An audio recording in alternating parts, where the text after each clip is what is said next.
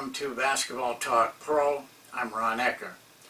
I want to start out by reminding you that the big discount on the statistic course is over with, but you still get a discount. Anybody who's part of Basketball Talk Pro gets a 20% discount, so there's still plenty of time to get in. Now you may think that I'm pushing that a little bit, and I am, because I know what the ramifications can be. I attended a convention, the big one, in Boston, where all of the statistician people, the heads of all of the major league or professional sports are there. They come in groves. It's huge. Phil's a big exposition center in Boston. I went when it was just not, it was getting started. It started to grow on that one.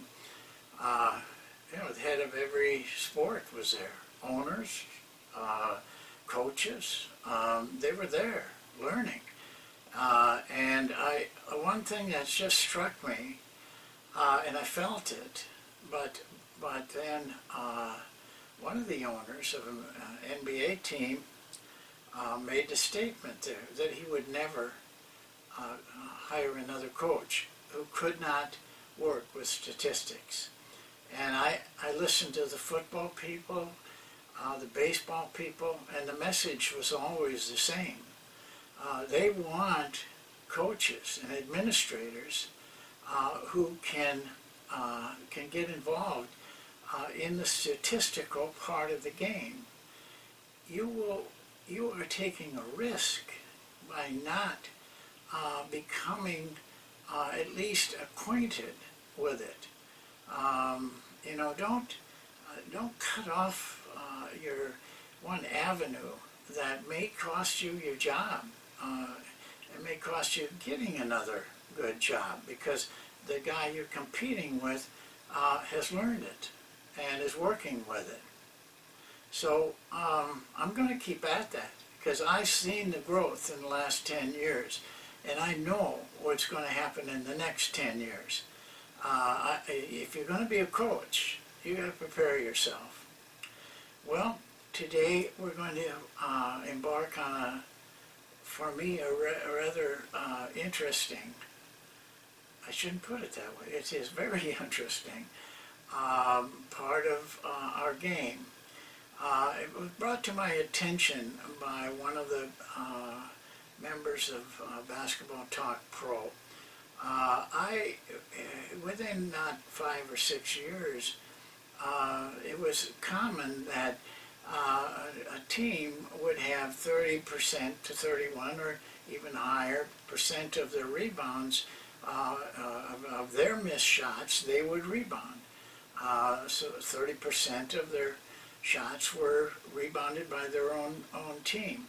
And he pointed out that now that has dropped to 25%.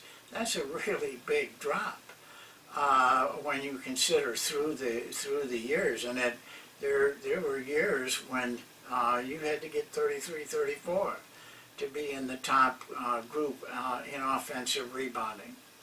And I knew pretty much why, because for some reason within the last 10 years, coaches were teaching their players not to go to the offensive boards, but just to run back. And of course this fit, the spacing out type of play. Put guys in the corner and then you drive a little bit and pitch it out to them, and a lot of three, 4 men on a team just stand there, catch the ball and shoot. And a lot of times get wide open threes, so they shoot a good percentage on threes.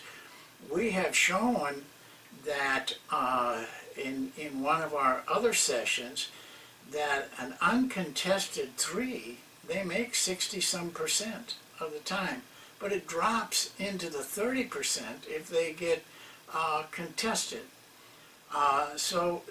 This is the trend. Really, teams are giving it up. shot goes up, they run back. And you see film after film, game after game, 5 defensive rebounds in the paint, rebounding, and no offensive rebounders. Just absolutely all you got to do is grab it. The idea, of course, is to stop the fast break. And they can do that by doing that. But they can't stop the transition that follows. And if you watch closely, the teams that keep pushing get them in scramble, even though they're running their people back and avoiding offensive rebounds. It doesn't stop transition, but it does allow the first pass by the rebounder to be much deeper, which puts the pressure on that team to get set up, and that's why transition continues to be successful. Now, if you watch San Antonio, Duncan can throw that ball almost to the timeline. If there's somebody there, and they get out real quick, San Antonio does. So they're on top of that defense right away. That first pass can be much deeper. Most teams don't take advantage of it. And I have shown you in a film clip not too long ago that if you were to put 3 men on the offensive boards, they still have all 5 of their men. That fast break is going to be done by those 5 men. Well, those 3 guys can certainly run down the floor without a ball as fast as that what was the defensive team turns it into a defensive rebound, can dribble it or push it down. You know, any NBA player can run from free throw line to free throw line in less than 3 seconds. It doesn't make any difference you're running backwards or forwards. It just they get there in a hurry. So what bothered me is how good is an offensive rebound? How effective is an offensive rebound, or how ineffective is an offensive rebound? That you would risk giving up a chance to get a second shot by just running away from it. I had to learn that. So I've started to work on it with NBA games. And I'm going to show you a chart right now that I have developed up to this point. There's a lot more to do. But up to this point, I can show you the value of an offensive rebound in playoff competition. So let's go to that chart. Okay, what I did here was I took a series of games. Actually, I did the Atlanta-Indiana first round playoff games. Went to 7 games, as you remember, or probably remember at least. The reason I did that, there was a reason, and the reason was that Atlanta shoots in a tremendous amount of 3-point shots. And I wanted to see how that affected Indiana or Atlanta's offensive rebounding. It told me a lot, though. And down here, this was game number 6. I think it was 6 that San Antonio ended up winning the conference finals to go on to the finals. And we'll talk more about that later.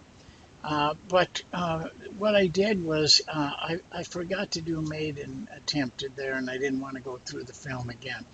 It doesn't throw anything off, though. This is the number of offensive rebounds Indiana had in that game.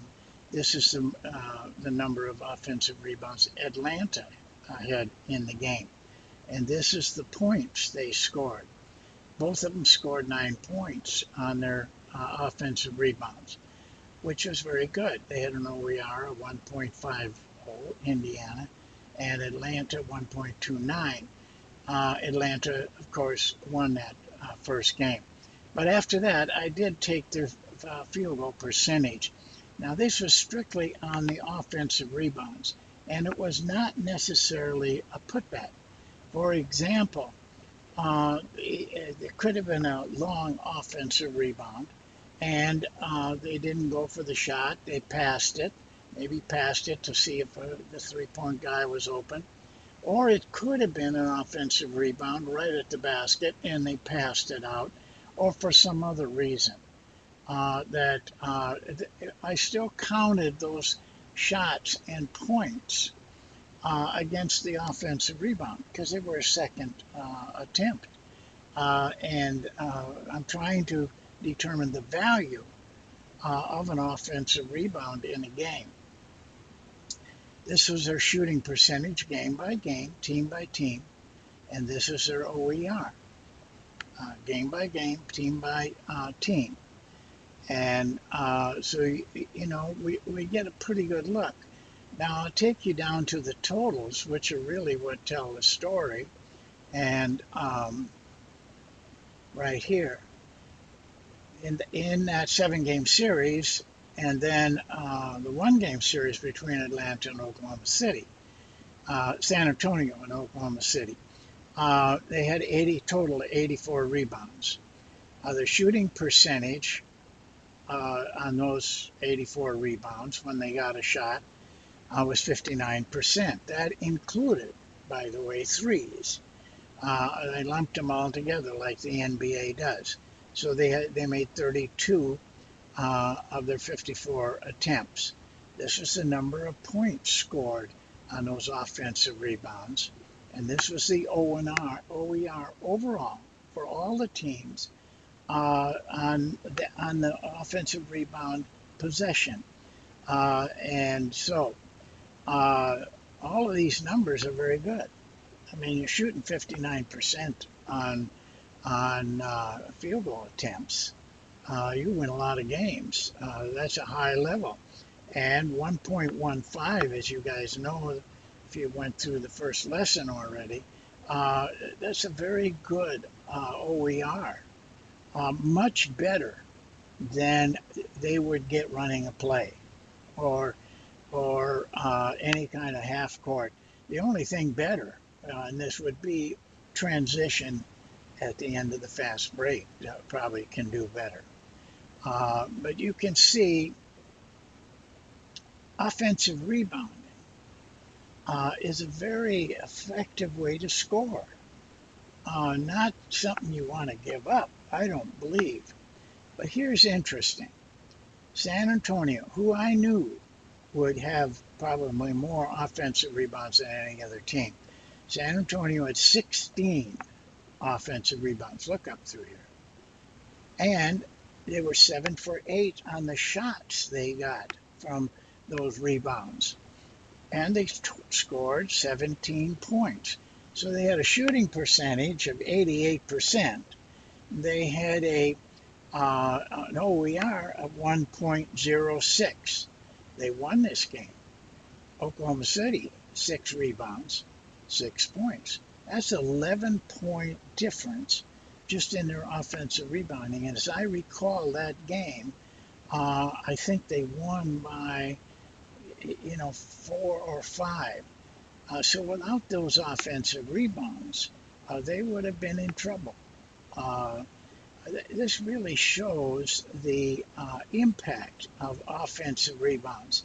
And it goes back down here. Now, we need more games, I'll grant you. But it whets my appetite to see this, because I believe that there is a tendency towards this kind of offensive play after an offensive rebound. So now we'll finish up with this, but just remember what San Antonio does, very quietly. They get stuff off the boards. And if you watch those games, you'll see they tip it in, they grab it and put it back, they grab it and throw it out for a 3. They just are like a machine. quietly doing part of the game that the rest of the league isn't doing anymore. So that's it for this chart. Of course, you can always let me know and I can send you a copy of it, but I'm going to be working on this from now on, so it'll get bigger. Well, that chart kind of screams out at you. Offensive rebounds are valuable, and there's another aspect to that. Every offensive rebound you get, they can't fast break. They're going to end up taking the ball out of bounds, and now your defense is better as well. Well, as I said, there's a lot more work to be done. I have to be very thankful for Basketball Talk Pro for me, because it has, just by lecturing about it and researching things for the lectures, there's so many things that we need to find out about, and I'm going to go into those in more detail in the weeks and months to come. It's like opening up a big box of toys that you never knew. You knew they were there, but you didn't see their value. Well, offensive rebounding has value. I want to do the San Antonio-Miami game because I know from doing other games in Miami that they're one of the teams that just runs back. In fact, on free throws, they get that middle spot, and as soon as the shot goes up, they run away from it. They don't even give it a chance. So the inside guys just have to jump up and get it. And to me, that's wasteful, and I don't think it's good basketball. And so I'm going to continue to look into it and come up with facts. I don't want to hear. I heard one of those coaches say that does that he didn't care if he ever got another offensive rebound all year. Well, I hope you guys aren't saying that, because I think that's faulty thinking. And I think that this series will be particularly interesting because you have Miami, a team that was favored to win it by most people, getting beat, and they were the team that runs back and does an offensive rebound. San Antonio is one of the best offensive rebounding teams and most effective in the NBA. And they, as we showed you in the chart, they had a lot of points to their total. So I will keep looking into it, and I will keep reporting back to you until we have an idea of what we're doing as coaches. This is what statistics can do for you: change your direction or put you in the right direction. Just like we came up with in these videos, the strength of deflections and how they can add to the strength of your offense. So, we're living in kind of a dream world, I think, to be able to have all this information, develop it, and learn from it, what we can do as coaches with it. It's still up to us. To me, and I've said this over and over again, it gives you the freedom, though, and the facts to create things that aren't there right now. And creation is what will make our basketball in our country and in other countries more effective and more efficient and more real. Not fluff, not cosmetic, but real things. So that's it for today. We'll keep going. It's a great game we got. We can keep learning all the way if you really want to put your heart and soul into it. So we'll see you next time.